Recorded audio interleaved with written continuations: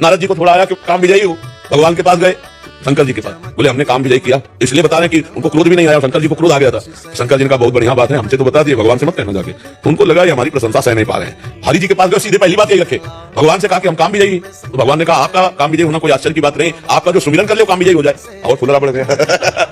अच्छा प्रभु, बोले हाँ चलो। और आगे जाके नगर रच दिया भगवान ने माया का। तो वहां लोग बातचीत कर, बोले नारद जी ने कहा क्या, बोले एक राजकुमारी का स्वयंवर हो रहा महाराज की। तो ऐसे गए, अब राजा ने देखा साष्टांग दंडवत, कुछ नहीं समाया के द्वारा रचा, साष्टांग दंडवत किया। आओ महाराज नारद जी, अच्छा हमें पहचान, हाँ महाराज आपको कौन नहीं पहचानता, आप तो विष्णु पूज्य है। नारद जी को सिंहासन पे बैठा ला, लाओ राजकुमारी को। वही राजकुमारी को देखा, वो विष्णु मोहिनी भगवान की माया। नारद जी के ओठ सूख गए, काम भी लेकर के आए भगवान से, ओठ सूख गए कि यार मतलब जिंदगी में ब्याह का मन नहीं हुआ, पहली बार देखकर के ब्याह का मन हुआ राजकुमार नारद जी। अब वो जो राजा थे उनका, महाराज लड़की का हाथ देके बता दूल्हा कैसा मिलेगा। जो ही रेखा देखी सोई, जो दूल्हा इसका होगा वो अविनाशी लक्ष्मीपति और सब भगवान के गुण। तो उन्होंने कहा बस अब तो ब्याह पक्का, हम ही करेंगे ब्याह। लेकिन मुझे नारद के रूप में कौन ब्याह करेगा, नारद के रूप में कौन ब्याह करेगा। भागे एकांत में गए।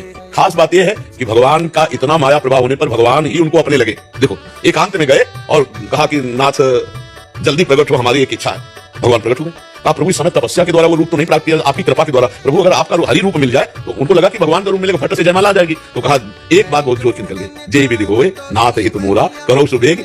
भगवान ने इसी बात को पकड़ लिया, कहा जय विधि हुई है परम हित, हित नहीं परम हित, जाओ मैं तुम्हें हरि का रूप दिया। नारद जी बड़े हरि बंदर को भी कहते हैं। अब वो सभा में गए तो सबको नारद जी दिखाई देते थे। राजकुमारी को दो शंकर जी के पार्षद थे, उनको मरकर बदन भयंकर। तो राजकुमारी सोचती इतनी सुंदर सभा में बंदर कहां से आ गया। तो उधर माला भी नहीं, तो जिधर जाती नारद जी उचक के उधर जाते, राजा खड़े हो जाते, वहां बैठ जाते, क्योंकि सबको नारद जी दिखाई दे रहे हैं। हर कितनी कुर्सी बदल दी, लेकिन राजकुमारी गले में माला किसी के नहीं डाली। इतने में भगवान आ गए राजकुमार बन के।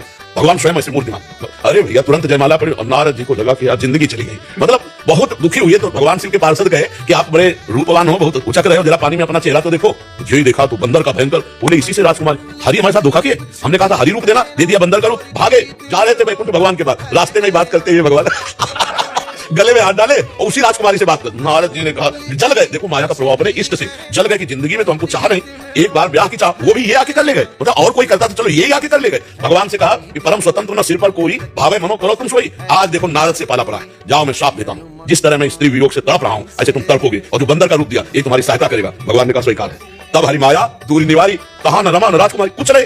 अरे नारद जी चलो, हे भगवान त्राहिमाम त्राहिमाम, ऐसी है भगवान की माया। बड़े बड़े सिद्धों को जो है नारद जी सिद्धों के गुरु है, तो हम तुम गर्व करें कि मतलब कुछ है तो आप समझ लो कि क्या दुर्दशा हो जाएगी।